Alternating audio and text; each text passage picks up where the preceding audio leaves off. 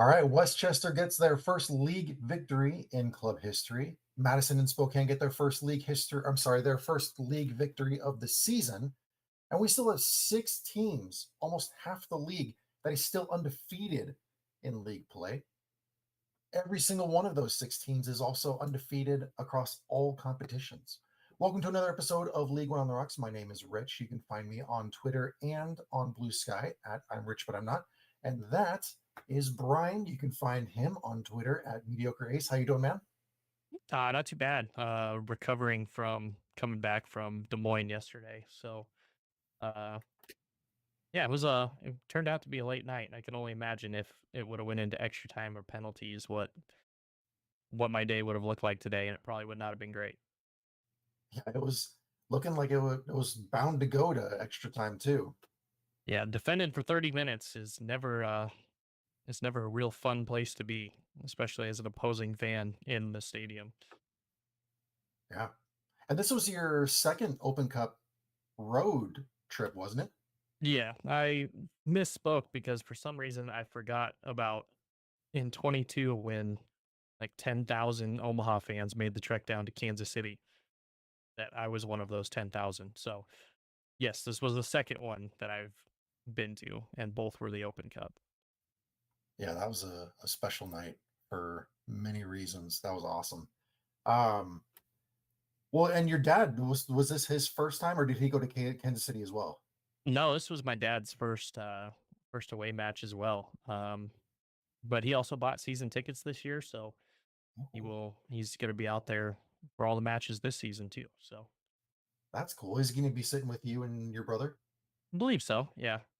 It'll be a little bit of up and down probably between the seats and the up in the standing room. Yes, he recently had back surgery, so sitting standing is a little bit easier than sitting the whole time. So, That's cool.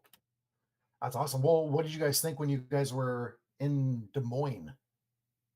so we got to Des Moines at pretty early. We had an early dinner over at the Machine Shed, which was pretty good.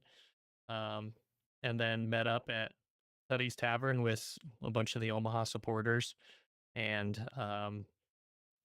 even had a shot bought for us by Hunter, the president of the Omaha supporters group. So that was cool, and that was a good time. That was a great bar atmosphere to kind of hang out at, and then going into that stadium, I mean, that is a gorgeous high school football stadium that they have out there.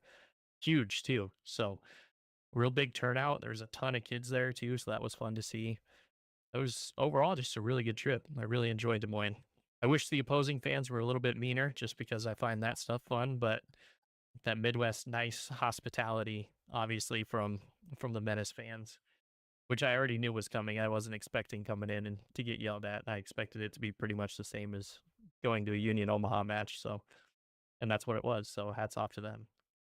Yeah, there's a lot of good people in the fan base over at Des Moines Menace. Society was keeping things rolling the entire time. They had some good chants along the way. Yeah, it was just a great evening, start to end. Just a lot of fun. Got a little stressful there toward the end, but everything ended up okay. Yeah, it's okay if you're a Union Omaha fan or a USL League One in the Open Cup fan. It turned out all right, but yeah, definitely got a little butt clenchy towards the end of that one, It did. You know, and it wasn't just because it was kind of cold out. no, no, huh? Well, before we get into any of the league news and recaps and all that kind of stuff, what are you drinking tonight? I got waters, and I'm gonna be taking pulls throughout the night of the Whistler Irish Honey again. So Nice. I am with you on the standpoint of like I could use a little bit more sleep right now. So I don't think it's a great idea for me to do any drinking at the moment. Because this morning when I woke up and was driving to the office, I had to stop at a gas station because like I was thinking I need to load up on caffeine like right now. And so I bought an energy drink, and while I was pulling the can out of that area, I looked to my right and looked through one of the other doors, and I saw that there was a Dr. Pepper Blackberry. yeah, I have never heard of this. And so I thought, oh, wow, that's interesting. I got to try that. So I went ahead and grabbed that, and I have that in a little mason jar here. So I'll be drinking out of that tonight. There you go. That stuff's not too bad. We got a few Dr. Pepper fiends at work, so the work fridge is always stocked with Dr. Peppers, and we just happen to have the blackberry one sitting around one day, and I did try it. It's pretty good. It's not as good Yeah, as it's not normal bad. Dr. Pepper, I'll say that, but Yeah, it ain't bad. I agree. It really smells like blackberry too. Oh yeah, almost like a candy. Yeah, I agree. It's almost like when you go to the movie theaters and they have those Coke dispensers where you can choose any like of the 100 varieties they have. Um, this is just one of those where you can throw blackberry into your Dr. Pepper. Yeah, I don't know. It's good though. yeah, it's definitely not bad. I did buy a bottle, a new bottle, or I bought two bottles of whiskey last week. I bought a Kentucky bourbon. Can't remember what it's called, but then I also bought a bottle of Four Roses. So that Solid, stuff's really good. I know that stuff's good. solid choices. Yeah. All right, let's jump into this stuff. I think the biggest league news that came, it was actually announced on April 1st. So I was definitely one of those people who was thinking it was uh, April Fool's Day or something like that because it was an announcement straight out of Ford Madison saying that Dami Viadere signed with them. That's crazy. Yeah, huge, huge pickup. Dami Pieter obviously played for Union Omaha in the first title winning season. Then went on to play in USL Championship until this past season, or this season right now. So, um, obviously a guy that can contribute and a guy that League One fans know really well.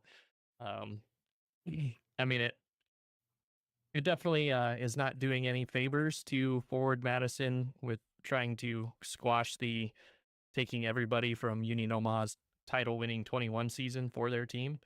Um, But you know what? Who cares?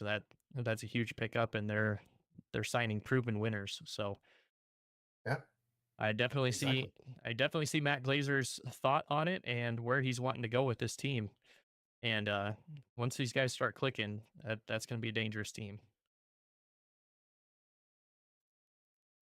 Yeah, if you look up and down that roster, I try to think of all the names. I mean, Wallace is obviously on there because he's fresh in their locker room. Now you got Dami, you got Faraday, you got um, Murphy, Boyce. Am I leaving anybody out? Jay Cruel. Jake Cruel, yeah, Cruel's been there for a while. Yeah, Um, that sounds about right. But I mean, it's pretty close to their starting 11 or former Union Omaha players. I'd say the majority of them are at this point. yeah, man. Just crazy to see as many players as they have in there that used to be in Omaha. Just But making good quality signings all around. That is one thing that Madison does very well is they obviously with the fan base and the fan, support that they have up there, it's a pretty easy sell for somebody that wants to play League One soccer and get their talent in front of the most eyes possible. There's only really two destinations in League One where you're playing in front of crowds of 5,000 plus every week. yeah, And that's we're gonna get to this, but they actually played this weekend. The two teams that would be that way. So yep. I think everybody can figure it out from there. What two teams that is? And they played head to head. Um, I'm surprised that Dami was even available this long. I figured he would garner enough attention that he'd be picked up in no time. Hmm. And if you think of former Union Omaha players who are still available, who have been available for much longer than expected, ever since Memphis 901 FC disbanded, no one has signed Noe Meza. Yeah. And a proven player like that, you would think that teams would be lining up to sign him. So Hmm. I wonder what's going on there. Yeah. I mean, obviously, there's probably stuff behind the scenes as far as coming from a championship side. If you're going to come back down to League One, you're definitely going to have to take a pay cut coming in. So some guys know that, maybe holding out a year and waiting for another championship team to need some proven guys um, might be the thing that does it for them. But yeah, there's a whole lot of stuff where it could be the reason. But I honestly think it is, for the most part, the fact that League One doesn't have as high of a bankroll as Championship does, and these players know their worth, and they have an excellent association, willing to fight for them on that front. So Yep. Tim in the live chat has a couple theories here. He says, I got to see him on the team sheet or it didn't happen. Even then, it still didn't happen, which, yeah, rings true. Yeah, I think that's true. He also says, I hear Matt Glazer has a talking J Mims doll that helps him with tactics as well. Very well could. yeah, Especially maybe less on tactics, but more on recruiting. yeah, definitely taking a page out of his book for recruiting. I Yeah. mean, it remains to be seen how it's going to go for an entire season, but so far, I mean, Forward Madison, especially after this last match, not looking shabby. Speaking of not looking shabby, if we go into some of the week 4 recaps,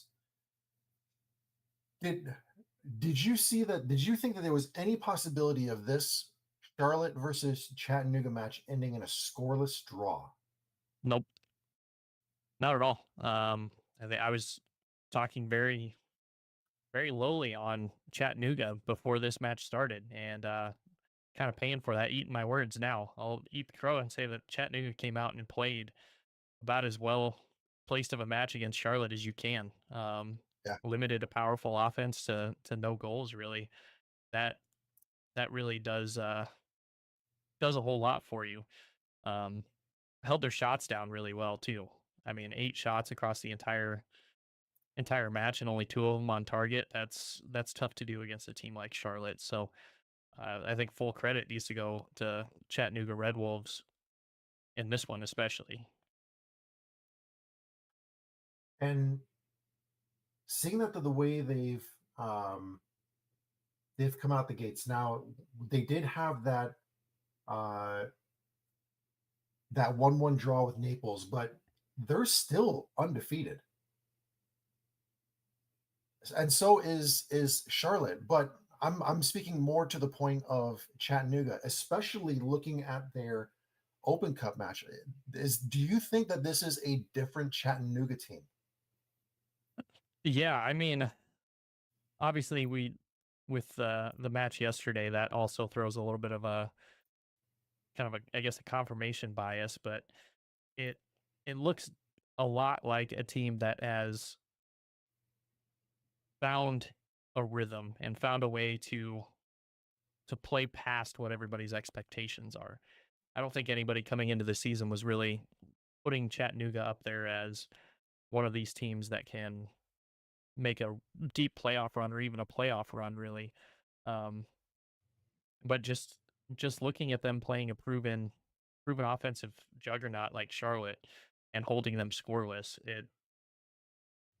it definitely has to enter your mind that this team may be for real. And now we look into their schedule here coming up. They have Tormenta at home this Saturday. They go to Avialta, and then they have a couple of big matches. Even amongst those couple, they go to Las Vegas for their Open Cup match in the third round.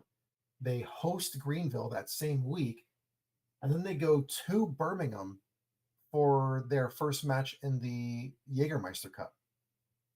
So as you sit here and talk about how this is a different Chattanooga team than we've seen in recent years, how important do you think it is from a perception point, especially coming off that victory over Chattanooga FC in the second round of the Open Cup, to not only get points in these matches, but to try to fill the den as much as possible? Yeah, I think we've talked about it before. The Den is one of those places where the fans are sitting right on top of you. So I think fan support really helps out with them being at home for every match that they play. Getting the people out there and filling the Den is one thing that hasn't happened over the past couple years, but did in their 2022 finals run. Um, and I think we saw that. I think we saw them build off the momentum of their fan base because it is a very passionate fan base. But you can only expect a fan base that large to show out if your product on the field is worth watching, which the past couple of years, unfortunately for Chattanooga, and I'm sure any Chattanooga fans will either slightly agree or be pissed at me for this, but they have not put a product on the field that was going to bring butts to the stadium. So I think moving here, I mean, beating Chattanooga FC in the Open Cup is a huge one.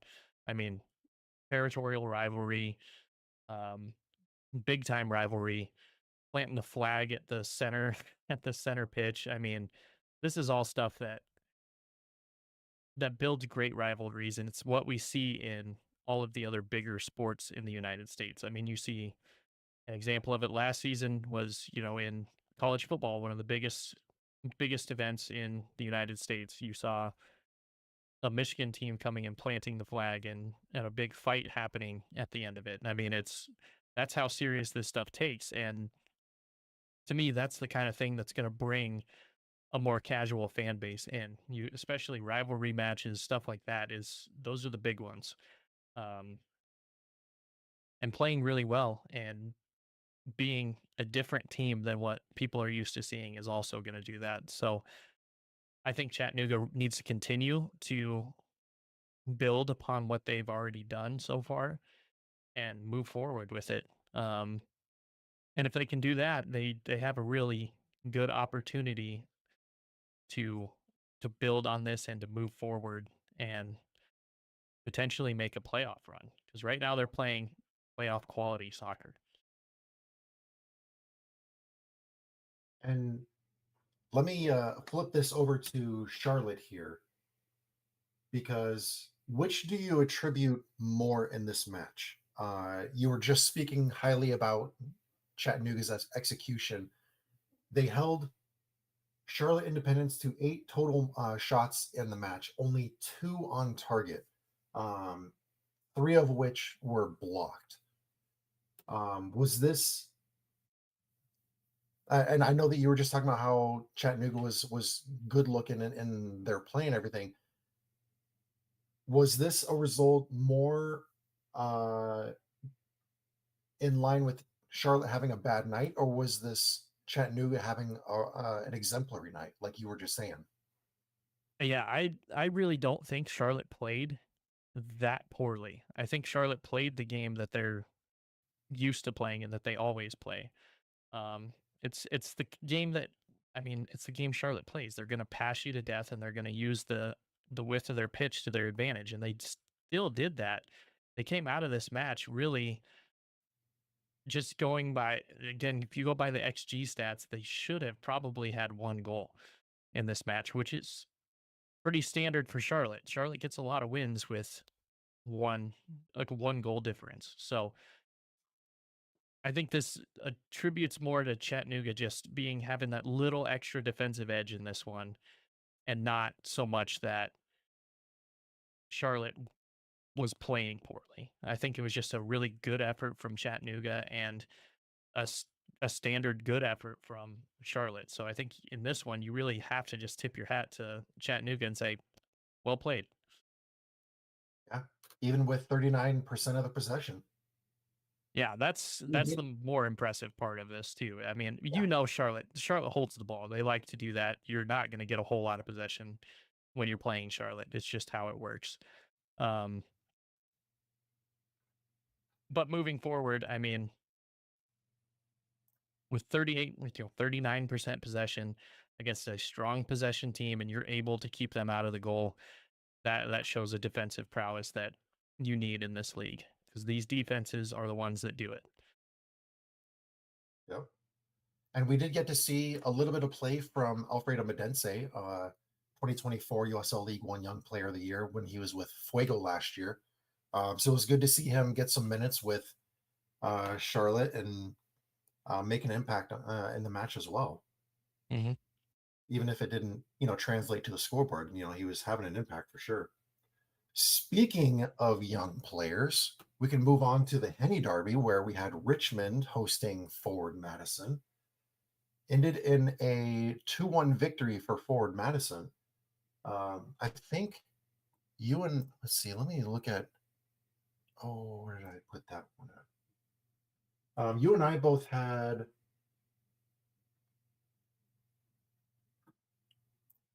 I had Forward a kickers. Madison.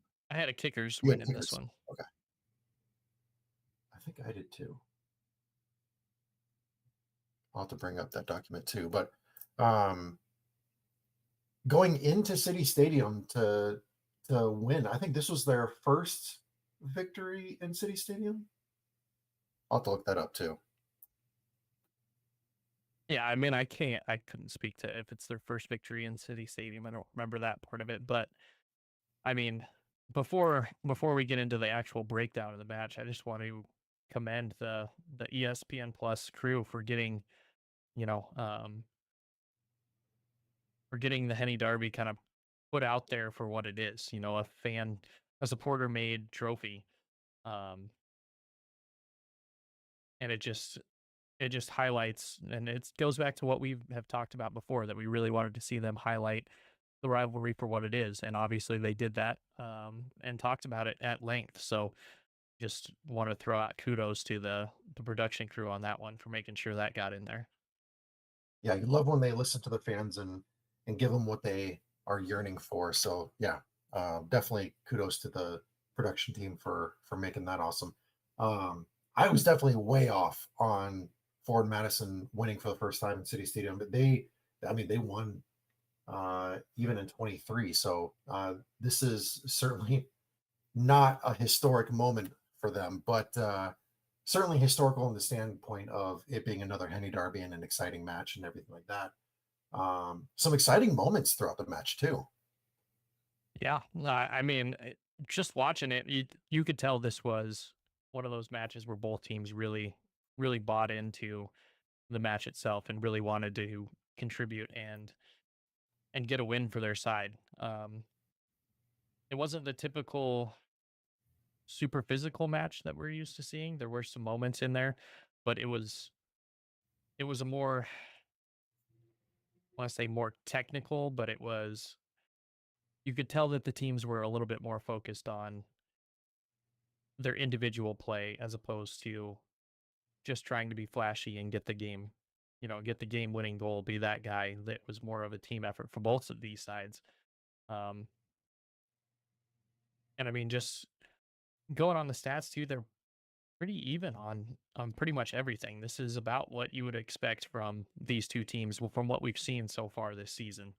Um, you really kind of know Forward Madison's going to be able to have their offense in line. And I think the Richmond Kickers did a really good job as well in this one of kind of showcasing the things that they can do well. Both of these teams played about as well as you could with the system that they're running. And in this one, I think it was just, in the end, I think it's just more players, veteran talented players on this Forward Madison side, as opposed to the youth and inexperience for the Richmond Kickers. That was the final edge in this one. Yeah, and Derek Gebhardt had a great game for Ford Madison, 2 goals, and even if you take those goals away, his passing in that match was just so good. I think he was above 80%. I think it was like just above 80%, but I don't think there were many players above him in passing accuracy in this match. And that's what we've come to expect from Gebhardt in his matches. And he has that leadership that he shows week in and week out on the pitch, and he does a great job for Ford Madison. Yeah, and I mean, it was definitely something Madison needed in this one. Their passing was, it was all right. It was good enough to obviously get the win, but I think if you take out Derek Gebhardt's passing in this one, it really drops this team's passing accuracy down quite a bit. He was definitely the guy in this one. Obviously, I mean, I pretty much goes without saying the guy that scored 2 goals is the main guy in this one, but um, That's something that I think fans have already seen, though. I mean, it's not an unknown factor that he can kind of take over games like he did. And so moving forward, that's definitely going to be something that people need to watch against this forward Madison team. Yeah, and I think you were right earlier when you were talking about how this was a lot more technical than it was physical that we've come to expect in previous matches, because the touches inside the opponent's box, the amount of passes, the amount of just the amount of play that was included or involved throughout the 90 minutes inside the 18 just was wildly disproportional from what we've come to expect from this kind of a matchup. Usually, if you're getting close to the 18, you're about to take a shoulder or get a hip check or something like that. But like you were talking about with the technical standards in this one, it was there was a lot more on display in this match. Mhm. Yeah, and I think flipping it from forward Madison's perspective to Richmond's perspective, I know they lost the match, but I think this is one of those matches that kind of goes to show with these younger guys that they have on this team that they can play with proven veterans of this league. You know, it's yeah, you lost, but at the same time, you're playing against a very talented team. So the fact that you stuck around and were in the match, um, coming out of at halftime tied 0-0, and then you come out of it and you're down 2-0, but find a way to fight back right away. That's huge. So moving Yeah. forward, I think Richmond can kind of really hold their head up in this one. I mean, you did lose the Henny Derby, you did lose the Henny Trophy. That sucks. But moving forward, you have this experience that you can build on and move into the next few matches. Yeah, and it's valuable for the players like Griffin Garnett who have plenty of years ahead of them in both this league and as a professional soccer player. Um, Richmond's next match is going to be a big one for them. They have a couple of big. Oh man, okay. I'm just going to say it. Richmond has a crazy stretch of matches here. They host Omaha next Wednesday. Yeah, next Wednesday. They go to Naples later that weekend. Then they come back to City Stadium to host Westchester. Then they start the Jägermeister Cup by going to Louisville City. Oof, And then they host Greenville and then go to Chattanooga. Oh my, this is okay. I am tough so matches, sorry, Richmond. tough matches, but this is gut check time. This is Yeah, where you're really going to see what Richmond kicker squad is going to do this season. You got to find yep, a way to get some points out of this, and I mean it's nice, I guess, that you don't have the Open Cup to worry about. Um, but coming in, I'm going to be really curious to see how they handle the Jägermeister Cup, whether they're going to prioritize it or building. I mean, it's really hard to prioritize getting your youth in when you're already doing that in league. So um, I think it's going to be really interesting to see how they approach that part of it, especially with that strength of schedule that they have. for Madison, they go to Charlotte and then they host Texoma. And then they go to, I'm sorry, they host Indy 11 and then they host Omaha. So they have some tough matchups coming here too. Significantly easier road for them over the next few matches, though. I will also agree with that. Well, going from uh, Richmond, who no longer has to worry about the U.S. Open Cup, we go to two teams who no longer have to worry about the Open Cup. Greenville Triumph hosting Spokane Velocity. And it started off with a very special moment with the Make a Wish moment there at the beginning of the match. Just a truly special moment for everyone in that stadium and watching the broadcast. Um, and then things got underway. Yeah. Yeah, it's really hard when you give up a goal in the opening 15. to kind of fight back from that. I mean, Greenville in this one did not look like the Greenville team that they had the past few weeks. Um, I mean, they got jumped on early by the Spokane team, and the Spokane team did it with hardly any possession. I mean, 36% possession and 14 shots with that. I mean, this was about as clinical of a performance as Spokane could have put on against this Greenville Triumph team that looked like they were set to be able to shoe in for the playoffs at the beginning of this season. So, um, yeah, I mean, it's really hard to come out and say a whole lot of nice things about what Greenville did in this one. I mean, a 4-0 defeat. It's tough. It's one that you're gonna have to try to come back from, and it did. Unfortunately for Greenville, I mean, you moved on to the Open Cup against Knoxville and ended up losing that one as well. That's tough. That's tough too. Flip it around for Spokane though. I mean, they built on this, so they're going to be moving forward in both of these. So I mean, just kind of hats off. And I think a big part of Spokane's really run so far has been Luis Heel being in form. I think they have put a lot on his shoulders the past couple of years, and they expected him to be the guy. And for the most part, he's shown up. But this season, it seems like he's on a completely different level. Totally agree. Um, what's surprising me here when I look at the stats, the full time score is 4-0 in favor of Spokane. But if you look at the XG, Greenville had XG just over one. We're sitting pretty close to 1.25. Spokane was in a similar position, but like close to two, little over two, 2.25. But Spokane ended up with a 4-0 victory. Like, man, I feel like this is one of those nights that every team has at least, probably once or twice a season where the full time whistle blows, you get back in the locker room and you just look at each other and like, yep, we shit the bed. All right, let's move on.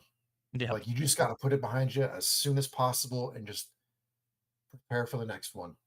It sounds very cliche to say like, oh, we're just gonna take it game by game. We're gonna focus on the next one and all that kind of stuff. But this is truly one of those moments where you just gotta let it be in the past. Don't think about it. Don't try to react to it at all. Just look at the next match and prepare for it. Yep. Yeah. It's something every team's going to go through in the season. I mean, it happens throughout the season. Maybe this is the one that Greenville gets, and it's the beginning of the season, so it's a little easier to come back from. Um, but yeah, I completely agree. It is that match that you just go, okay, it happened, move on.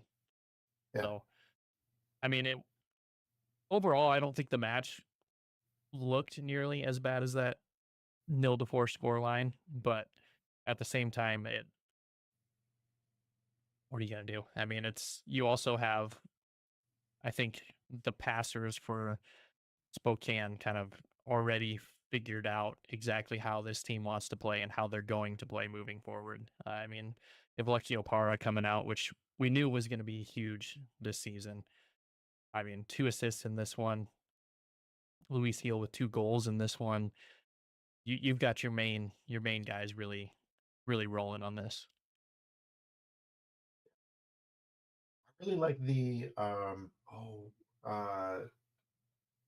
let's see if they even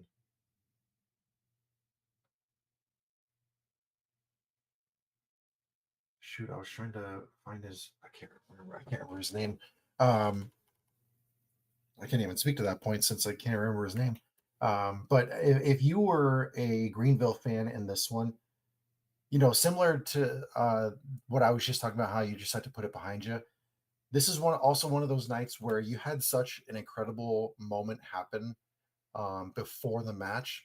Like, I know that you just watched 90 minutes of this, but focus on the 10-15 minutes of this, because that would carry me through the night, uh, especially walking back to the parking lot and driving home and getting ready for bed and everything. I would be over the moon happy for, I think his name was Camden, wasn't it? Believe so. Yeah, Camden, there with Greenville, the Make a Wish, there in South Carolina. I would be over the moon to have my local team um, supporting a cause like that, and providing a special moment for somebody like that. So the loss sucks, but the moment was bigger than the loss. Yeah. Yeah, That's what I would take away from it. I completely agree.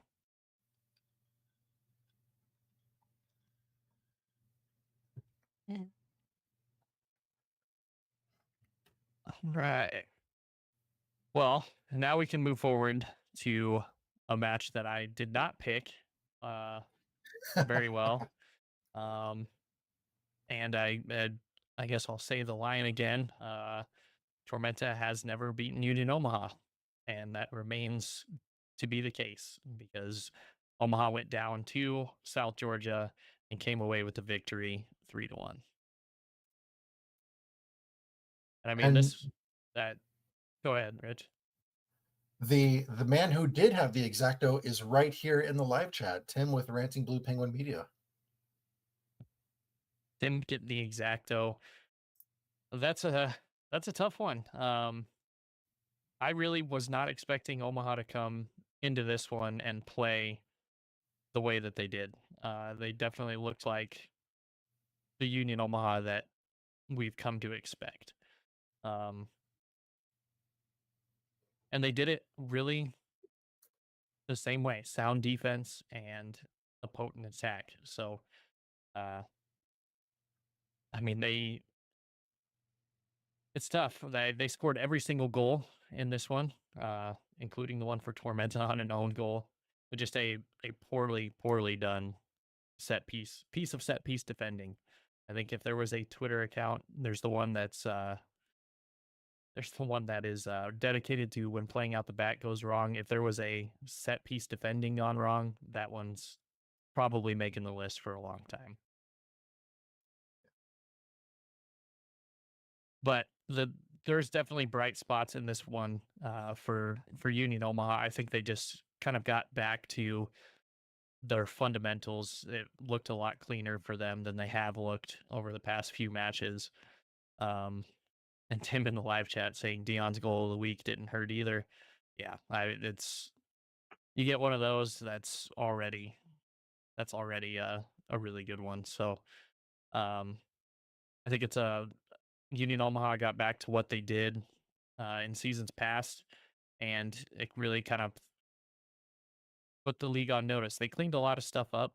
I noticed a lot better passing and everything like that. There's still a ton for them to work on. And on the flip side, Tormenta just really never looked like they got a foothold or were really that committed to going after this match. And it's unfortunate, being if you were a Tormenta fan to see kind of the entire balloon deflate really in front of you. They didn't look like the Tormenta team we had been seeing up until this point. Um, so it's kind of really the inverse of these two teams. They kind of just switch positions. It seemed like in this one, and it's tough if you're a Tormenta fan. This one probably hurts a little bit, and you are still winless against Union Omaha. So back to the drawing board. But another one of those where you just gotta put your head down. Yeah, that happened. We know we're a better team than what we showed. Let's move forward. So as a diehard Union Omaha fan that you are, what are your thoughts on the personnel changes The and the fluctuation in the formation that Dom has shown from week to week. Yeah, I think it's so. I mean, as far as the roster that he's putting out and kind of playing with it over these past few weeks, I think he's starting to find the ones that all work together well. Um, I think that's a big thing for this team. There's a lot of new faces on this team, so finding the guys that work well together was always going to be the big thing for Omaha this season. And as far as the formation goes, it's one of those things. It's almost like watching like a forward Madison match where there's just so much trust put in the players to, okay, here's the outline, here's what you can do, here's what you can't do, make the decisions and go. And that's something that I'm sure is, I mean, we've talked to Matt Glazer about it. It's a difficult as a coach to put that much trust in your players to say, okay, I'm giving you the reins. I'll let you know if I need you to change. And then just letting players play and have their training from the week take over. So um, I think that's definitely something Union Omaha needed to do. And obviously it's working out for them. Yeah, I think the most noticeable adjustment for you as well as the rest of the fan base has been adjusting to a new face in goal. What are your thoughts on Cole Jensen? Yeah, they just signed Cole Jensen for the rest of the season. That was announced yesterday, right before the Open Cup match. So seeing that on the drive in, sitting at a gas station in Adair, Iowa, I was really expecting him to start last night, which he did. Um, and he's done a serviceable job. I mean, it's hard to really find a whole lot of fault in anything that he's done. Um, I mean, think the only goals he's allowed was a an own goal and a penalty shot. Yeah, So that's pretty good goalkeeping to me. Would love to see Rashid Nuhu back as soon as possible, just because I think he really is the heart of that defensive line, and I think is more of a field general as well, kind of getting the defense set. But I think in his absence, I mean, the making the switch to Cole Jensen has worked out for Omaha. well, Tormenta certainly bounced back from this match going into the Open Cup and beating Foro SC 3-2. Exciting Um, match too. yeah, and what you saw from the different outlets online, they were all talking about how it was an electric atmosphere. Players were super excited, dancing in the locker room afterwards. Um, so as they go into this weekend, they go to Chattanooga. This is a Chattanooga team that has beaten Tormenta twice. I think they beat them twice last season. So you have a hot Chattanooga Red Wolves team who just had that equally electric moment with Chattanooga FC going up against Tormenta with their exciting evening in the Open Cup. Um, that's going to be an exciting one to watch. But we'll Yeah. obviously talk more about that one later. Yeah, and I think Tormenta bounced back well from this one. I think it was, we talked about it with the Greenville match. Kind of the reverse of what happened with Greenville. They got beat pretty good by Union Omaha and then went out and won their Open Cup match. So, um, kind of a just different destiny for these two teams for this, but I think Tormenta's always done a really good job of not taking the losses too seriously or too far to heart that they turn around and lose a ton of matches after that. So the fact Yeah. that they turned around and won their Open Cup match shows that they were able to kind of forgive and forget and move on. And so that's something that's definitely going to help them and something that they're going to need against this Red Wolves team. Yep. Well, let's move on to the next one, where we can certainly continue that talk of the mindset, adjusting to losses and all that kind of stuff. To start off with here, this match, Texoma versus Westchester in Sherman, Texas. Um, Westchester gets the 3-1 victory.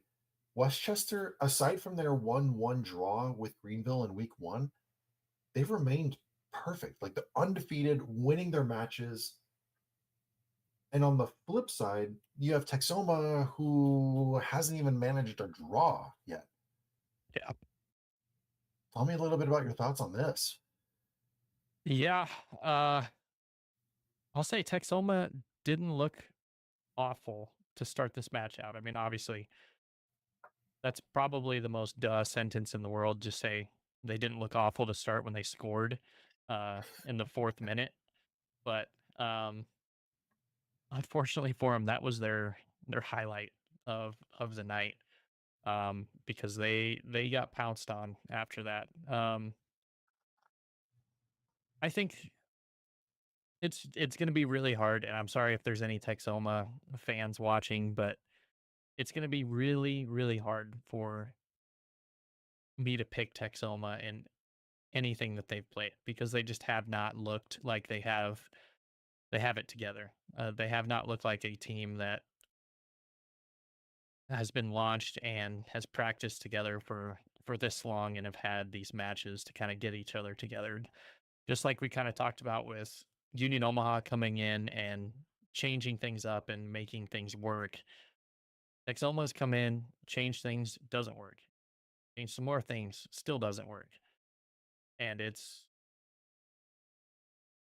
I think it's down to this league being so I don't want to say so filtered through, but there's a lot of guys on these other teams that there's a lot of talent. And I think unfortunately for Texoma, they are one of the lesser talented teams in the league. So they're going to have to face guys that are a little bit more talented every single week and they're going to have to play their best every week to kind of scrape by unfortunately. But that being said, if they can kind of take that and build upon it and move into the middle part of this season and start putting together some things, they'll be just fine. But that being said, this one they did not have it together, and this was a tough team to come up against. This Westchester team is not a joke.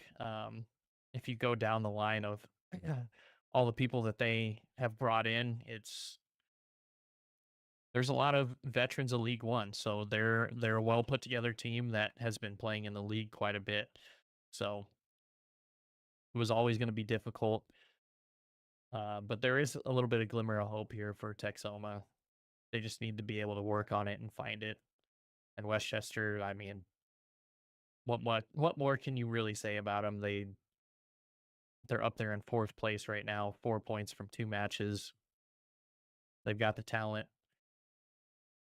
They just got to continue to play the way they have been. Yeah, for Westchester to go in there and get double digits in total shots, um, man, they went in there like playing like their hair was on fire. Yeah, Texoma, I think, is going to be one of those teams that just makes super incrementally small changes week to week. They're going to get better, but it's just really unfortunate. Even if you look at their upcoming schedule, this weekend they host Naples. And then after that they go to Spokane, they go to Madison, they host El Paso in the Jaeger Cup, they host Charlotte the week after that. I mean, that's five straight opponents right there.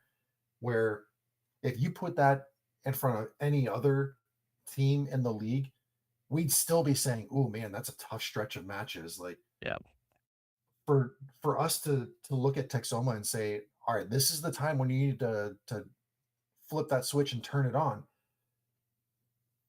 They just need to let cooler heads prevail. Just have faith in the system.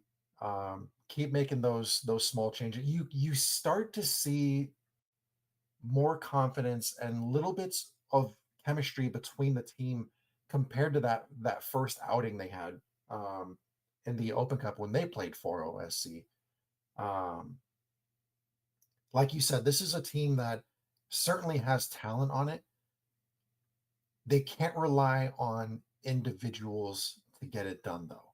They're going to have to figure out the key pieces within the team. They're going to have to find that chemistry, and they're going to have to figure out that they are greater than the sum of their parts. And that's going to have to come through chemistry. They're just going to have to hammer it out in training, do a bunch of team bonding exercises outside of training. I mean, they just got to start gelling. Yeah. And it sucks saying that with those five opponents because that's also 5 weeks in the season. You start talking about that, we're sitting at almost halfway through the season at that point, Hmm. uh, or at least a third of the way through the season. So it, it it's tough to say that they shouldn't panic, but at the same time, there needs to be a sense of urgency here too. Yeah, I agree. And I think League One has been a bad example for expansion teams. Usually, the norm is not expansion teams come in and start winning right away. In any other league, any other sport, any other franchises, they come in, they don't do as well as expansion teams have done in League One historically. Because historically, League One teams, when they form, come in and take the league by storm. It's happened with damn near every single expansion side that's come in. So um, this is also an odd year because we have this many expansion sides coming in all at once. But I don't think it's necessarily time to panic. I think it's time for them to really gut check the team. There's going to have to be a whole lot of conversations had where individual performances probably need to get better. There's things that they are doing well. Particularly in this match, they had 17 crosses, excluding corners, into the box and won 6 corners. So I think there's a lot that can be done with it. There's obviously things to look at. They had the better passing accuracy and more passes than Westchester in this one. So there's definitely bright spots, definitely things that they can work on and point to and say, we're doing this well. We just need to work on this. And moving forward, it may be a tough season for them, but it's definitely going to make them better in the long run. Because going through adversity, especially at the beginning of the season, is significantly better than going through adversity at the end of the season. With how tight these tables end up being at the end of the season, you want to be playing your best ball at the end of the season. So get all the kinks out at the beginning. And maybe this is just a master plan from Texoma. They're going to get everything bad happens at the beginning of the season. Back half of the season, they're gonna pull a Union Omaha and win like 17 straight. Or do one of the like a Northern Colorado where they just go on this huge winning streak. It's just crazy what they did. Yeah. Well, we keep track of all of our predictions, and at the end of this week, man, fans just continuing to show up and kill us. Um, Fans had three results correct, and with the help of Tim in the live chat, uh, they get the exacto, which pushes them over the edge uh, and gives them the overall lead. So right now, fans have 9 points, Brian has 8, and I have 5. Yeah. It's going to be a close race between you two, and I love it. We'll see. I'm due for a big collapse at some point. I mean, it happens. I've been known to just have really bad runs of form, so um, I'm hoping that the fans don't get too big of a league before I can come back on them. But well done to the fans. I mean, they're. And I want to say too, like there are a ton of fans in this league where you could ask them their opinion on any of these matches and they would rattle off an entire show's worth as well. I think um I think that really goes to show that there's a ton of people in that really care about this league and really care about the teams and just have fun with watching lower division soccer. And excuse me, that um, really helps with picking against two guys that are pretending to know what we're doing. I mean, more so, one of us more so than the other. One of us is working or has worked for two teams in the USL, and I'm just some dude that goes to matches, drinks beer, and then watches them in my off time.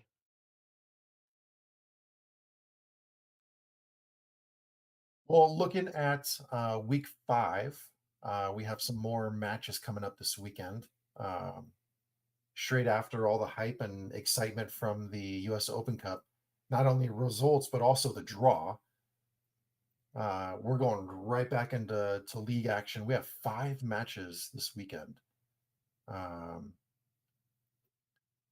Looks like we have all of them on Saturday night.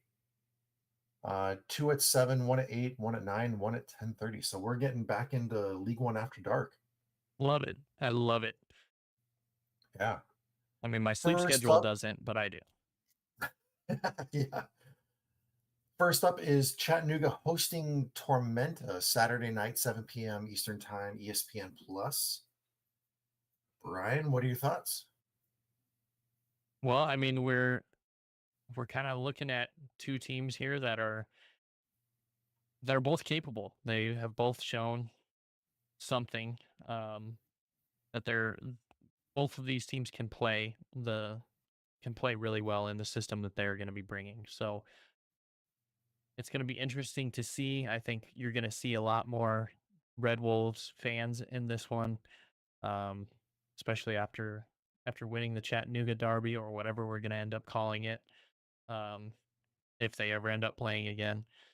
Um, I think some of that momentum is going to carry over, and I think Tormenta's going to have some momentum carry over. I mean, this is both two teams that got the Open Cup victory, so that's going to be fresh on their mind.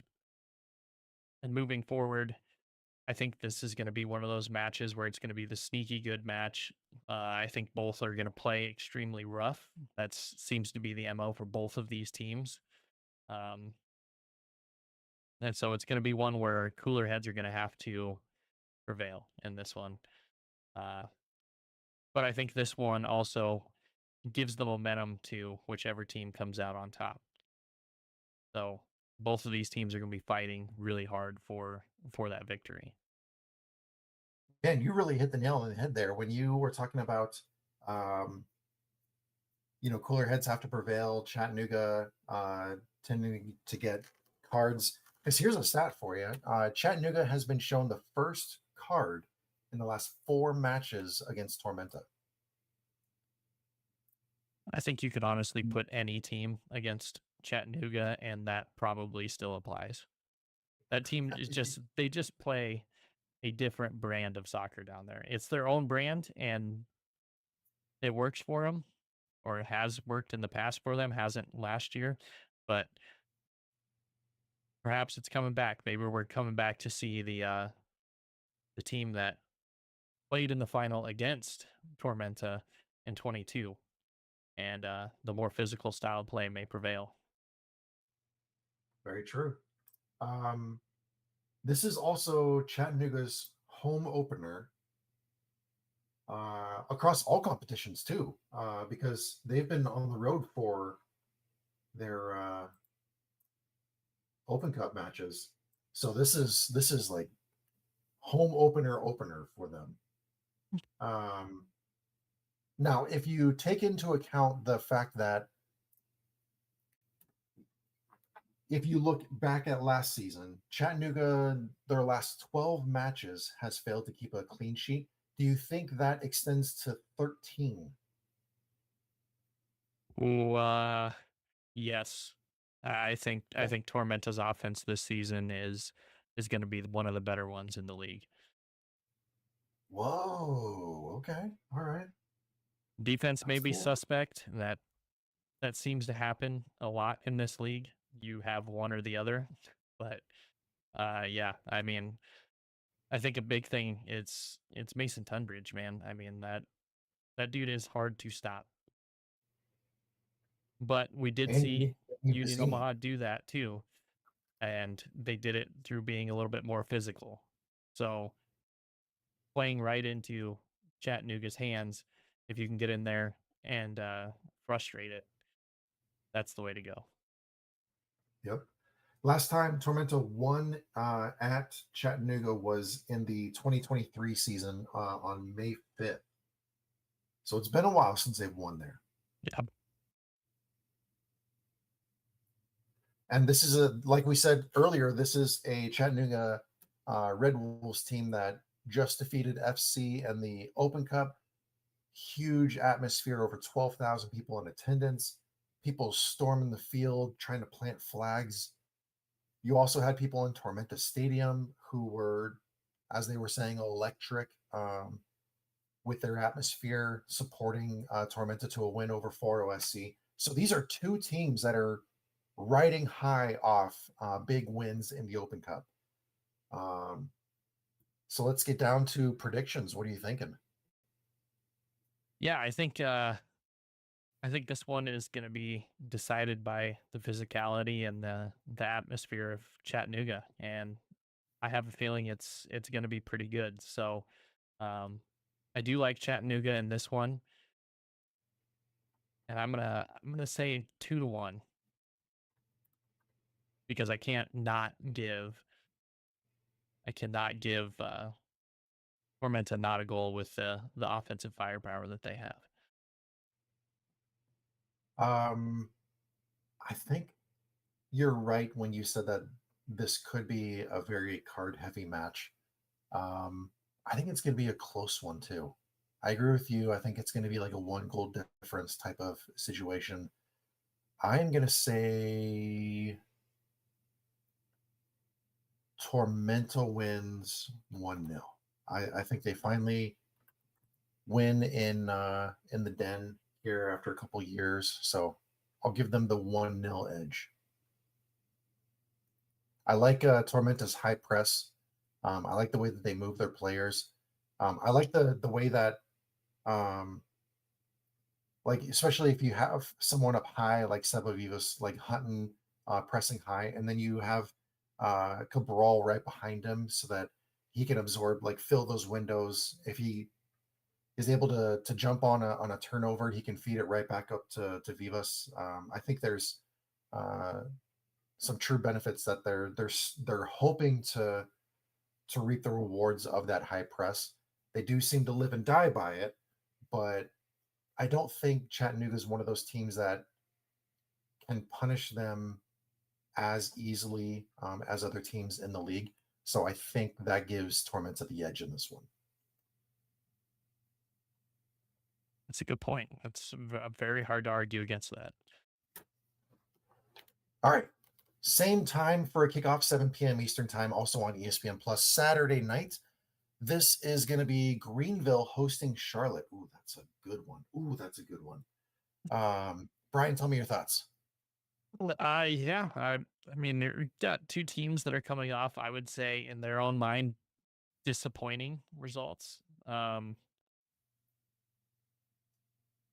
this match historically, I think, uh has been pretty close every time it's been played. Um, I mean, these are two teams that are really going to have to let their technical ability shine. I think you have one that is more offensive minded and one that's a little bit more defensive minded. Although Greenville had come out and scored quite a few goals leading up to the Open Cup match, but I don't know. This one's tough for me to pick. I there are things that I like about both of these teams, but there are also some things that seem a little bit suspect. For me, it's more on the Greenville side, it's more of a mental kind of thing. I want to see how they bounce back from losing to one knocks. Um, and for Charlotte, it's just more of, are they going to turn the corner? I mean, it became, I'm just parroting myself from last season at this point with Charlotte, but it really does feel that way every single time I talk about Charlotte because you don't know when that corner is going to get turned or if it's going to get turned. So, yeah, this one is a tough one. Probably the toughest one this weekend for me to pick.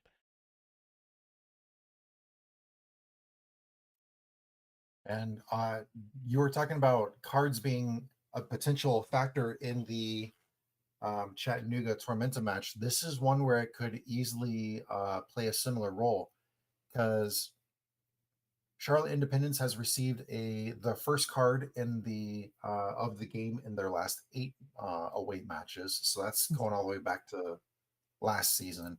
Um, and 8 of the last 10 games between Greenville Triumph and Charlotte Independence has ended in an odd number of goals. So you know that there's going to be a winner in this match, or at least you can go in with a lot of confidence thinking so.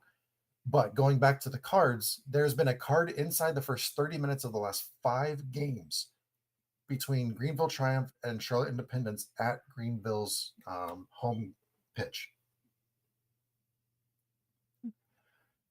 So these are obviously 2 teams that are very close in proximity, have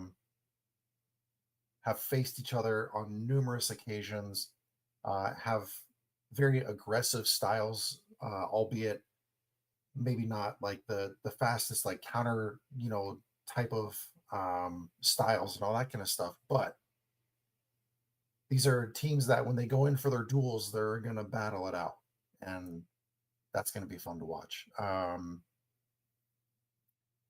Charlotte is undefeated. Greenville's coming off that, not only the 3-1 loss to One Knox in the Open Cup, but also the 4-0 loss to Spokane. Now they host Charlotte. Oh my gosh, I didn't know this. They host Charlotte and then they host One Knox again. Oh, okay. I got a potential rant coming up, but we'll wait until we get there. Um, man, does Greenville's losing streak continue, or do they counter it? Does Charlotte remain undefeated?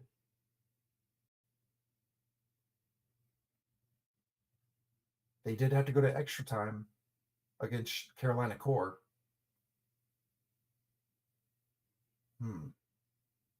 And in league play, they've only scored 1 goal so far this season.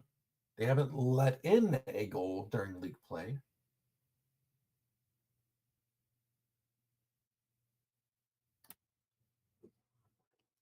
Shout out to their goalkeeper Levy. That guy's, we're gonna be saying that name quite a bit this Oh season. yeah.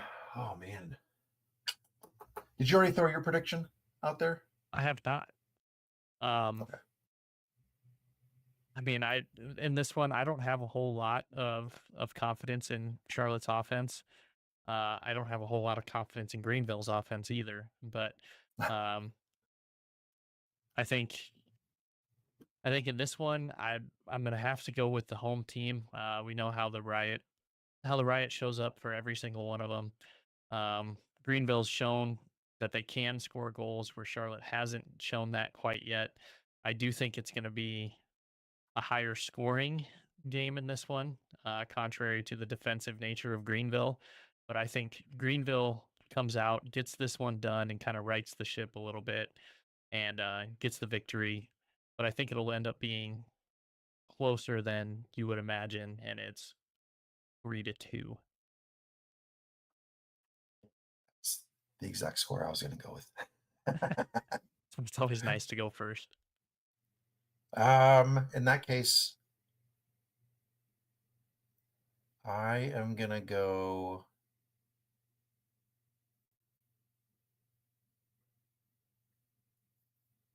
I'm going to go Greenville 2-0. I really want to go back and change my Chattanooga Red Wolves Tormenta score, but let's keep going with these predictions. Another Saturday night match, 8 p.m. Eastern Time, ESPN Plus, also on Saturday. Texoma hosting Naples.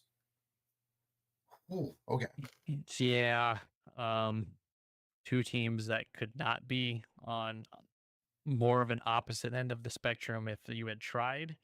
Um, yeah, honestly, I want to say nice things about Texoma. There's just not a whole lot um, so far this season that I can really point to and say, look, they're going to build on this. They're going to do better here.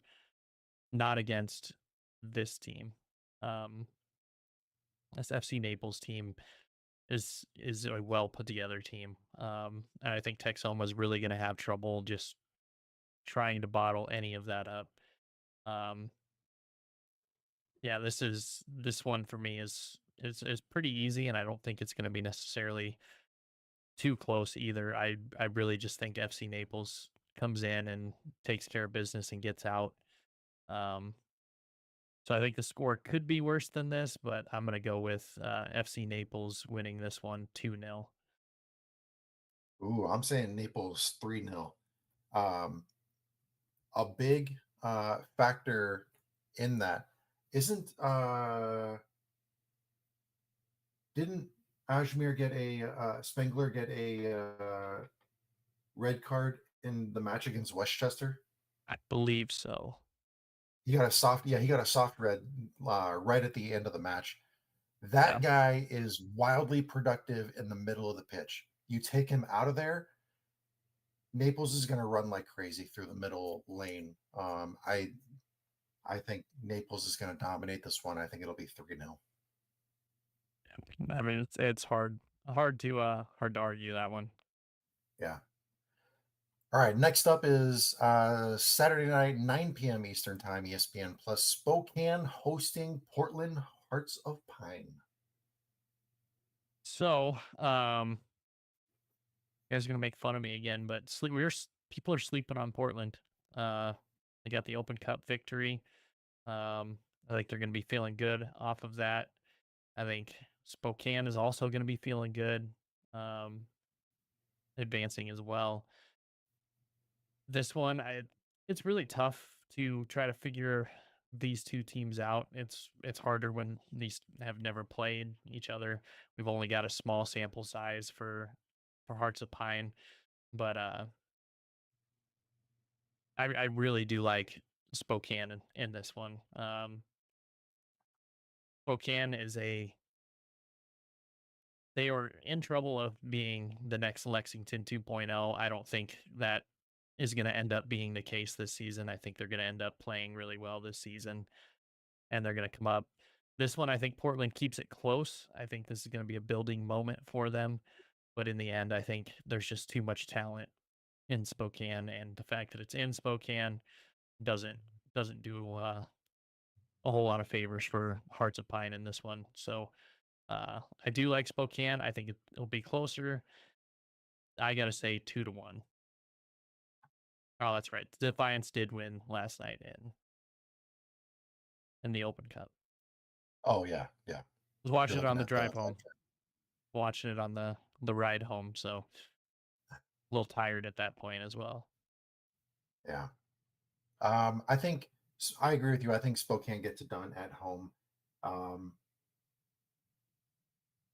and I think this is I'm going to say this one is about emotion. Spokane is coming off that tough defeat against Tacoma Defiance. Um, I can't imagine traveling back to Spokane was a joyous occasion for them. They want to get back onto into their winning ways. Um, Portland had that emotional win against Hartford, winning 4-2 in front of the fans and PKs. Um, So I think there's going to be a carryover of uh, Portland, being high and having to come down for Spokane, and Spokane being super frustrated coming up for Portland. So, like I said, this is going to be about emotion. I think Spokane gets it done. I say Spokane 2-0.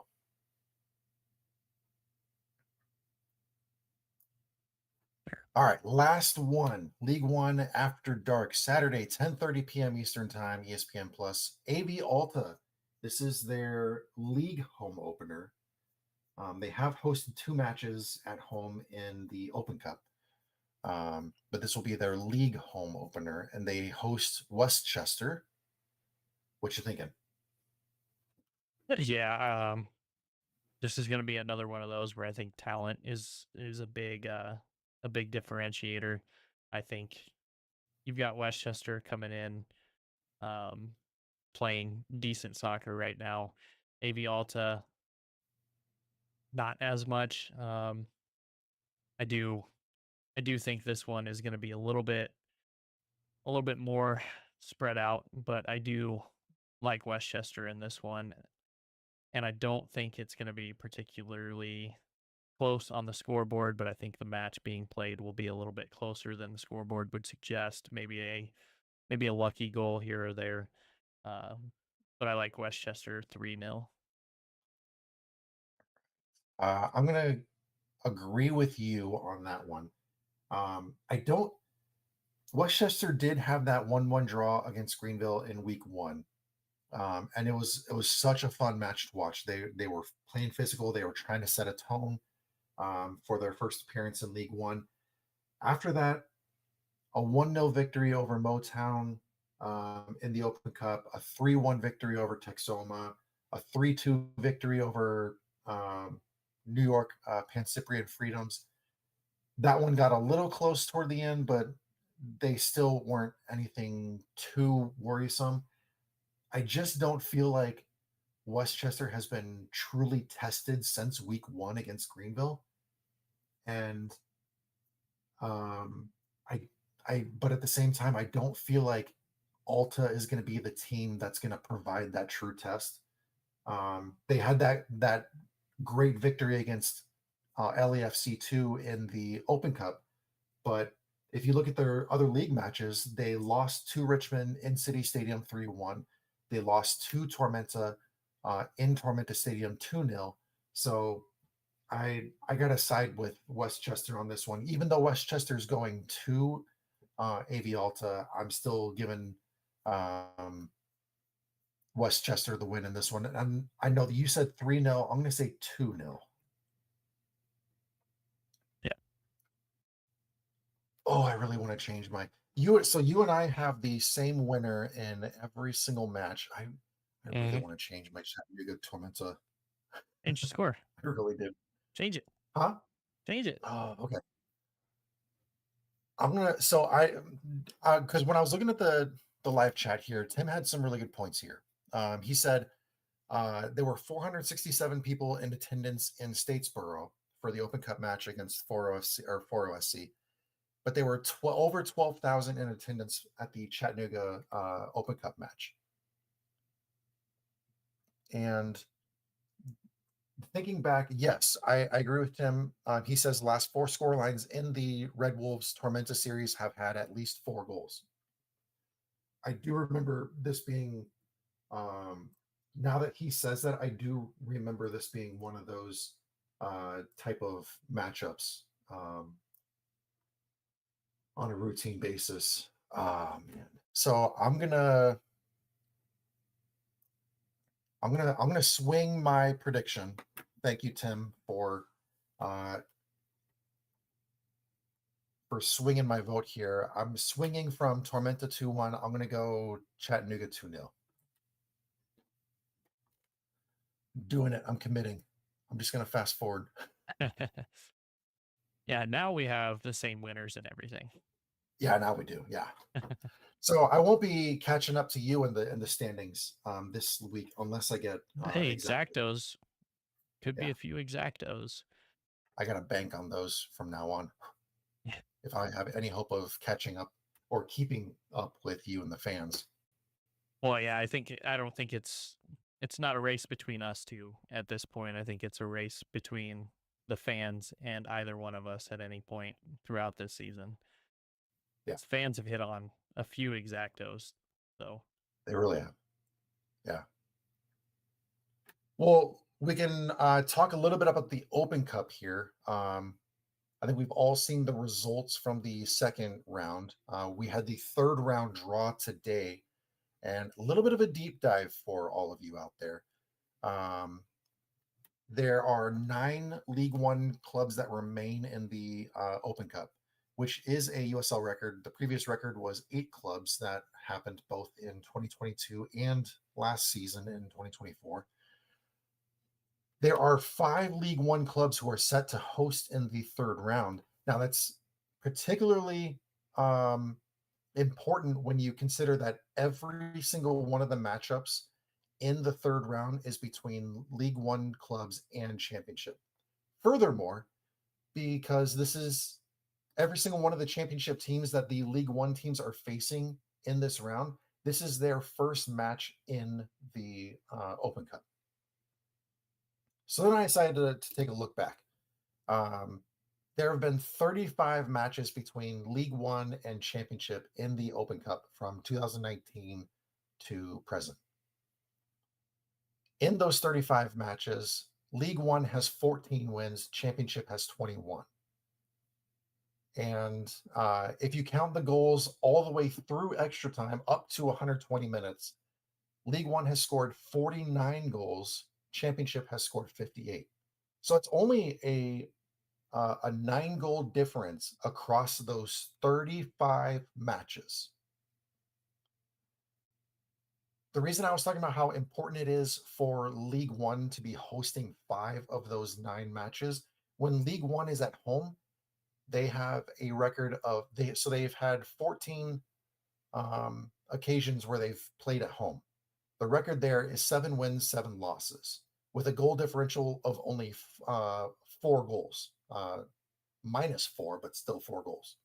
When they go on the road, they've had 21 matches on the road against Championship teams, 7 wins, 14 losses, and a goal differential still impressive of only 5 goals, -5 again, but still keeping it close across that many matches with that much of a goal differential. Very impressive.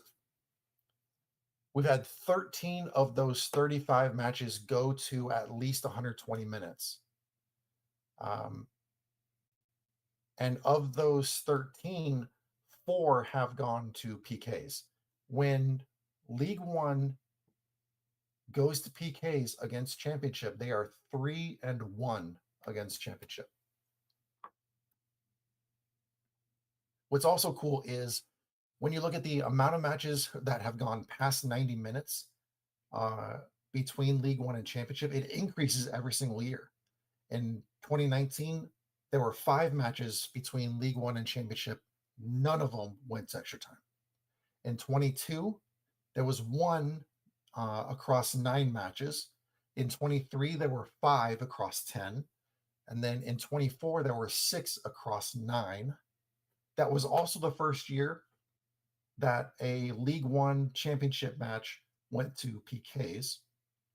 And 3 of those 6 matches that went to 90 plus minutes went to PKs. So half those matches. And even if you look at this season in the Open Cup, there have been 2 matches between League One and Championship that just happened in round 2. And one of those went to 90 minutes, or I'm sorry, 120 minutes and PKs. So if you're ever looking for evidence that the competitive difference between League One and Championship isn't as great as a lot of people want you to believe, there's your evidence right there. Yeah. Yeah, and I mean it's one of those things where you do have a little bit of the teams that are on the lower side of League One are still tending to get through the Open Cup from the Open Division and the amateur sides. So there's more of a chance for those teams to go up and play championship teams. I think that goes into it a little bit, but that being said, you're still seeing the top teams in USL League One going and playing well and beating championship sides. Tim asking in the chat, I'm trying to remember how many times has Union Omaha lost to a USL C side. Um, it's the same as this Tormenta beating Union Omaha stat. Zero times Union Omaha has lost to USL C side. Um, It was a lot closer last year. Omaha and was one of the matches that went to PKs last year against the El Paso Locomotive. But um, yeah, there's the talent disparity from the top teams in League One to the mid to middle top tier championship sides is it's not very big. Um, I think moving forward, we're going to see some of the matches that are coming up in 2 weeks when the next round of the Open Cup happens. You're going to see a little bit more of the better sides of championship coming to play. Maybe some of the not as great sides for USL League One. So it's going to be really, really interesting to see how this shifts after that. But yeah, I mean, you hit the nail right on the head saying that talent gap is not nearly as big as a lot of people that follow championship teams would want you to think. Yeah. Now, here's where I get on a little bit of a rant when it comes to the Open Cup. In the third round, we have six of the nine matches, the matchups between League One and Championship clubs. Six of those nine matchups we will also see in the Jaeger Cup. To make it even worse, if you look at a matchup like Charlotte Independence versus North Carolina, yes, this is the Dogwood Derby. We should be excited for that and everything, but we won't have to wait long to see them play each other again. They play each other Tuesday, April 15th in the Open Cup. Then 10 days later, literally 10 days later, on Friday, April 25th, they play in the Jaeger Cup. This is what I'm talking about when I mentioned this a long time ago when I was against the regionalization of certain tournaments. Having six of the nine Open Cup matches also face each other in the Jaeger Cup, yes, it builds regionalized rivalries. Yes, it's easier for fans to get to it. Yes, it's easier for clubs to afford the travel. And I get it. I get it. But it's the same teams playing each other in these cups. Like once you get to a certain point, you get past those first two rounds, you're like, okay, well, we're gonna see so and so in the next round. It just seems like a given, and I don't like that. I want to see if you want to keep it regionalized, cool. I'm all for it. Find somebody else to play. Don't play the same person every single year.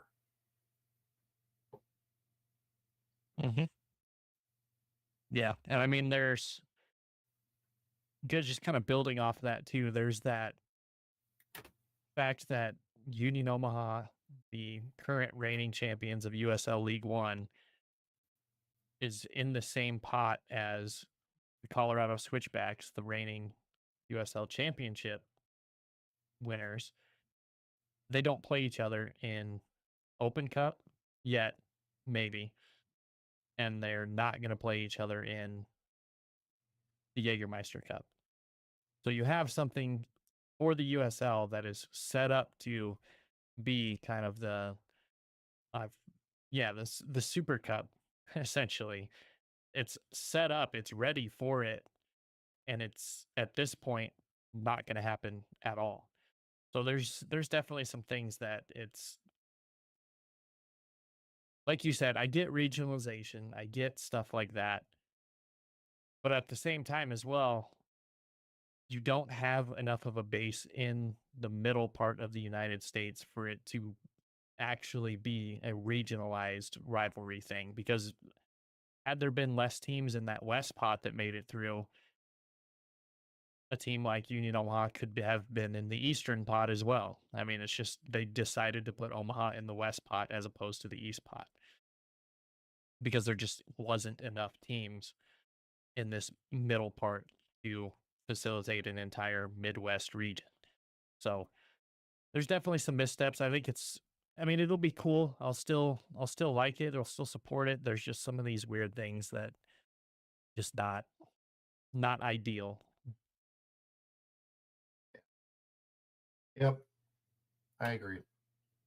Um, we did have some questions. Do you want to go through those really quick? Yeah, let's do it. Cool. Okay. So from Shadow Wolf, he submitted three questions. First one is, who do you think can stop Omaha in the league? Oh, in the league. I mean, it really kind of depends on what Omaha side comes out. Is it the Omaha side that played against Greenville, or is it the Omaha side that has been playing against that played against Tormenta? I mean, um, there are some teams that can really frustrate Omaha. I think any team that really can play a high press is going to be a team that gives Omaha troubles. Um, and any team that is really super defensively minded, I think Omaha at this point doesn't have enough proven goal scorers. They just don't. All of the guys that were doing that for them last season either retired or left. So um, they really need to find out who their main guy is at this part of the season.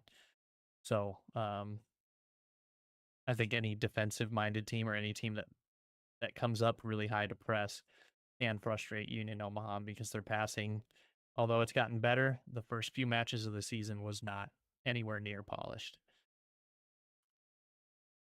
Yeah. I The more that you look into the League One teams, the more you realize that um, it's almost like the NFL where they say like any given Sunday, well, any given Saturday. League One is one of those leagues where it's true chaos every weekend. Like Brian was saying, it depends on what roster is thrown out there, but any given weekend, a team has a chance over their opponent. So theoretically, any team in the league has a chance against Union Omaha. The beauty is we get to watch it unfold and we get to see it happen across 90 minutes and whether or not that team is successful in doing so. For fans like Brian who are diehards of Union Omaha, they're happy to see Union Omaha, beat up on Tormenta time and time again. They're happy to see them go undefeated against One Knox. They're happy to I don't know. There are teams in the league who are more successful against Union Omaha than others. Um, but this is a league that is full of chaos, and that's the beauty of it. It's just fun to watch. Hmm. Yeah, I would say so. I mean, yeah, to kind of piggyback off of what Rich said, I think there's 14 teams in the league this year, including Union Omaha. And I think there are 14 teams in the league that can beat Union Omaha, including themselves. So, yeah. Beautiful.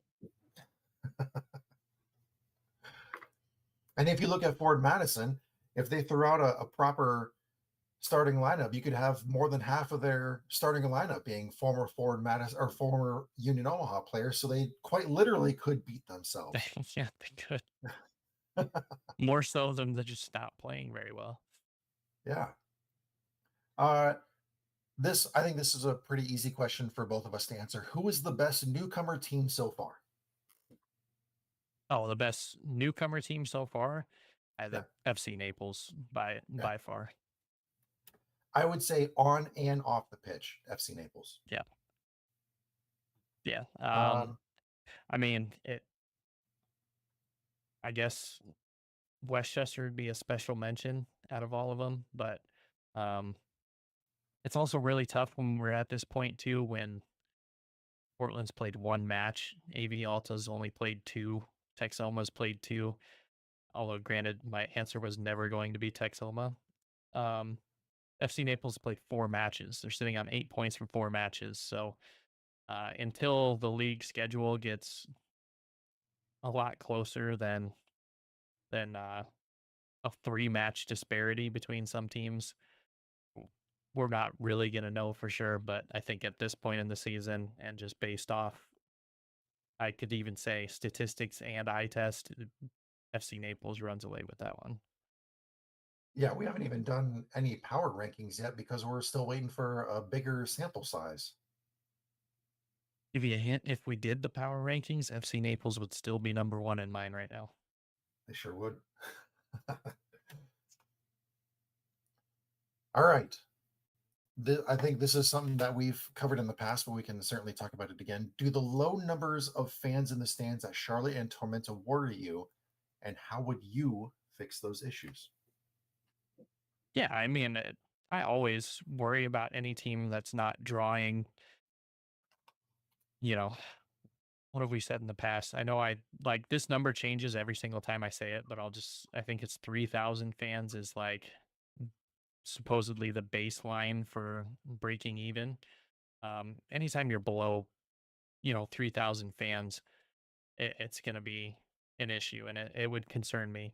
A- Anytime any team is not doing well or there's any talks of a team folding or any talks of a team's attendance being low, I worry about it because I love this league and I like watching this league and I love covering this league. Um, so yeah, that bugs me for sure. As far as fixing those issues, it's tough because every area presents a different problem. Um, and there's some problems that people might not know about unless they're here. So if you take Union Omaha, for example, their stadium is not in their ideal demographic location. It's Omaha's not a city that is really easily traversed with public transportation. So especially where Warner Park is situated, I mean everything in Omaha is 20 minutes away from by car, but that's not an option for some people. And some people don't want to drive from downtown Omaha out west where the stadium is, 20 minutes on a drive that has really nothing to look at, nothing cool between downtown Omaha and all the way out west here. But um I'd say marketing is always going to be a huge thing. You really are, it's an uphill battle. Um, it's an uphill battle when you are going up against the likes of any other sport in the United States. I mean, you have leagues that are much more heavily funded, uh, much more thought about, I guess, in the American mind. Soccer is growing, yes, but it's never going to be the number one sport in the United States. It's never going to be the biggest sport in the United States. It's never going to have the most fans in the United States. But what they need to do is market it and market the brand a little bit more.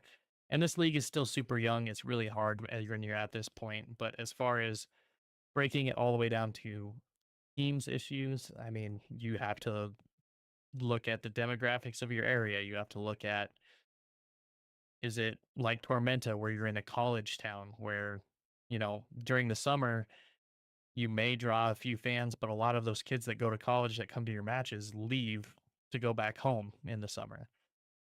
It, there are just so many different things. It really just depends on the area, but marketing is always going to be a big one, and then your promotional schedule is going to be putting in the work because you look at minor league baseball teams around the world. What do they do every single around the world, around the United States, every single week, their games? What do? They have promotions. They have things to bring people in. So that's a really long way to say just marketing and promotions, but Yeah, I 100% agree with you.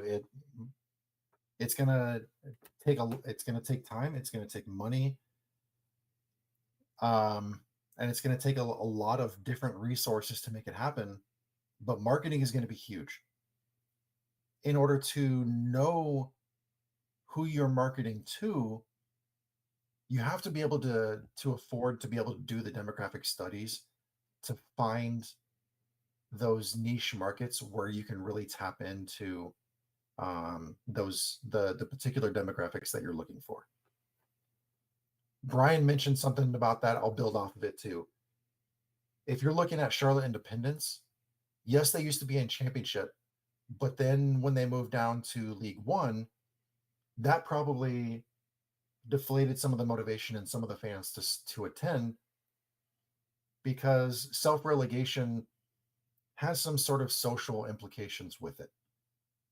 Now, we in League One love the fact that Charlotte came down, um, and we love having that competitive um, matchup with Charlotte. They're a good team. They have great players on their club. Um, so it's nice for us in League One to see that they're in our league. But if you are a Charlotte resident, look at the other teams that are also in Charlotte. You have Carolina Panthers, Charlotte Hornets. You also have Charlotte FC. Convincing people to go from big organizations like NFL, NBA, MLS, and trying to convince them to come to USL, like Brian said, soccer is not going to be the number one sport in America ever. And if they ever are, it's not going to be for a very, very long time.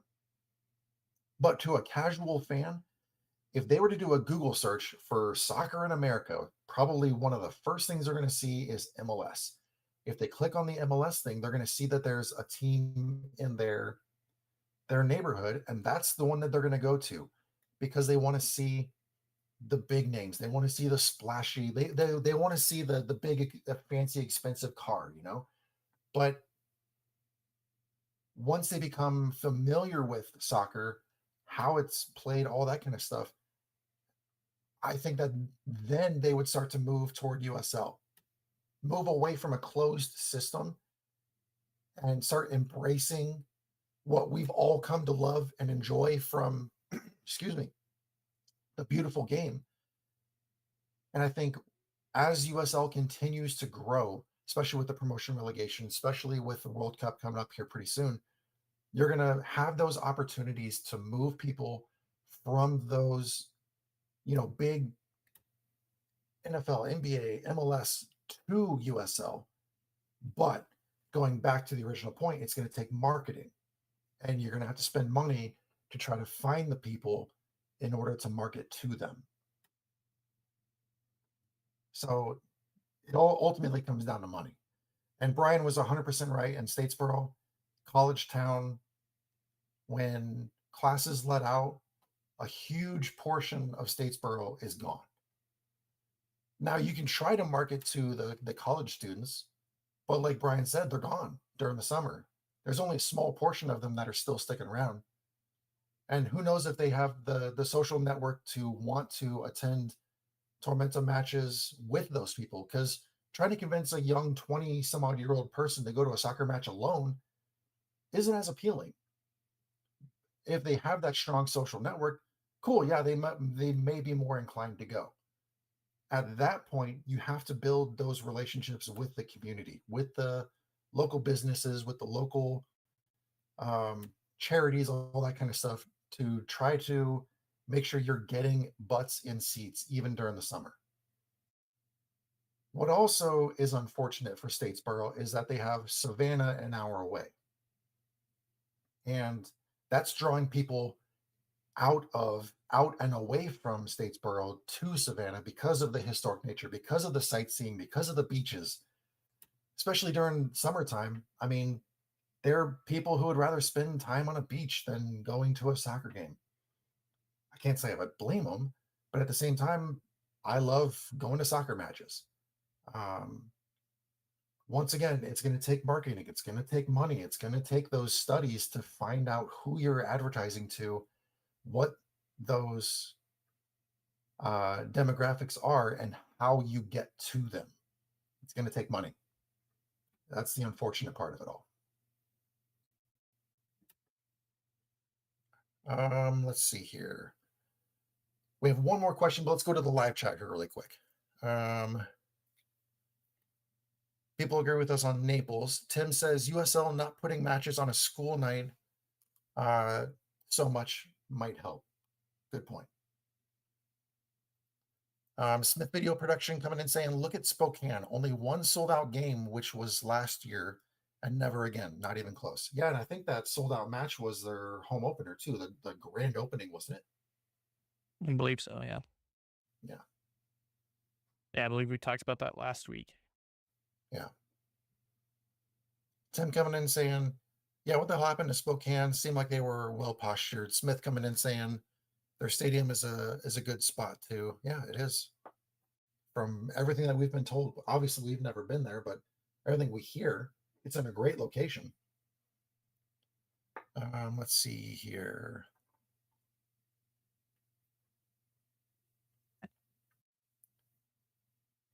Tim saying Savannah equals open container walking tours. Can't beat that. Yes, that is true. I can also Yes. say that Statesboro does have open containers. It's just in a very small area downtown. But Tormenta Stadium is not in that zone. So you Oof. cannot do open container there. If Yikes. you're gonna, yeah. So that's a whole thing too. If you ever want to get people to reliably come to your soccer matches, I don't care what club we're talking about here, whether it's League One, whether it's Championship, I don't care. Make your beer prices cheap.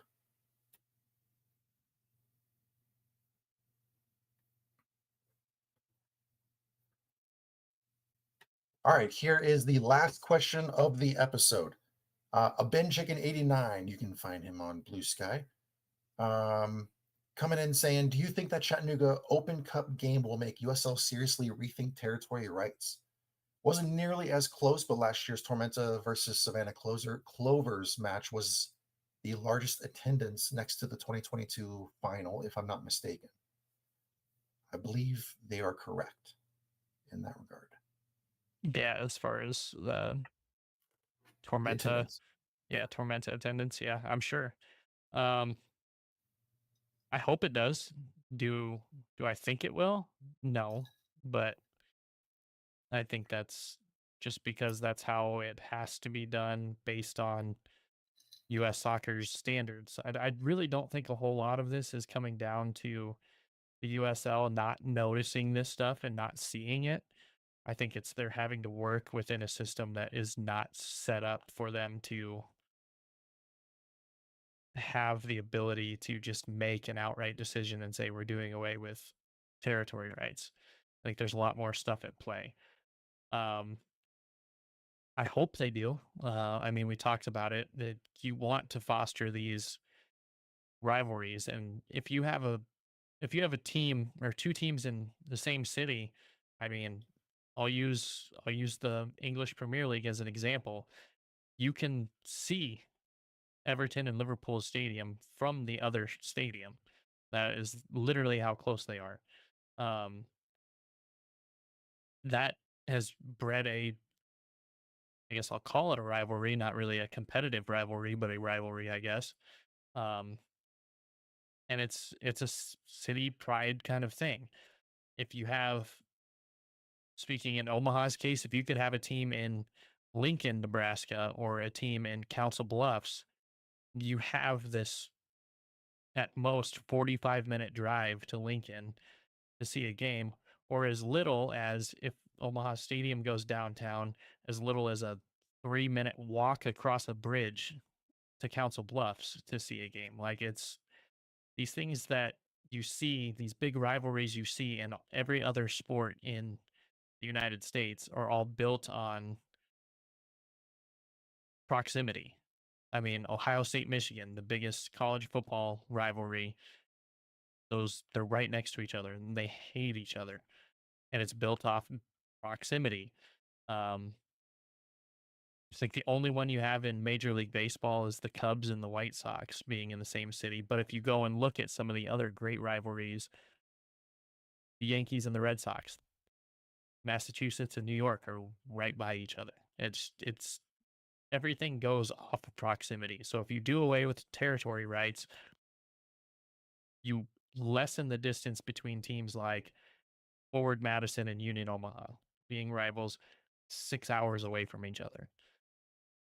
If you can bring those closer together, you're going to have better rivalries with more fans from each side going to the other place. I mean, we saw it yesterday, or I saw it with Oh, the Yankees and Mets is also in New York. That's a good one. Thank you, Smith Video Production. I try not to think about the Yankees. I'm a Red Sox fan, so um but yeah, you saw it with the Open Cup game with Omaha going to Des Moines. That's a 2-hour drive. There was 40, 50 Omaha fans that went, and if it would have been on a weekend as a league match, I guarantee you would have had more than that. Um you saw in the Chattanooga 12,000 people. I mean, people care about regional rivalries and these small area rivalries. I think if you do away with territory rights, you get more teams in. You may dilute a little bit of overall attendance per team, but I think that's a hit that you can justifiably make because you will draw more fans based on these big rivalries, even if it's just for that 1 or 2 games a year. Yep, I'm right there with you. I don't like the idea of territory rights. Um, I think it hinders proper growth. Um, in a country where we're all about economic, like financial competition, all that kind of stuff, having territory rights prevents that kind of competition. I love the fact that we have two Chattanooga clubs. I would love to see them play far more often. We have been craving that matchup for literal years, and we got it earlier this week, just last night, and it lived up to the expectations that we were hoping for. That's what we want. If getting that means that we do away with territory rights, I'm 100% in. Do Yeah. away with it across the board. Get more clubs in there. Get some more rivalries built up. Let's have some fun. Hmm. Yeah, and in the live chat, Smith Video Production and Ranting Blue Penguin with two really great points. Smith Video Production saying the fans should pick who they identify with the best. Completely, yes. That is how you should pick teams that you want to like. If you don't have a team near you, that's what I go based off of. That's how I chose to be a Liverpool fan. Um, that's perfectly right. And then Ranting Blue Penguin saying big rivalries plus cheap beer equals dollar signs. And Hmm. yes, that yeah, can't argue it. Yeah, 100% agree. Go ahead and throw some more questions in the live chat if you have any. Let me check social media one more time just to see if we get anything.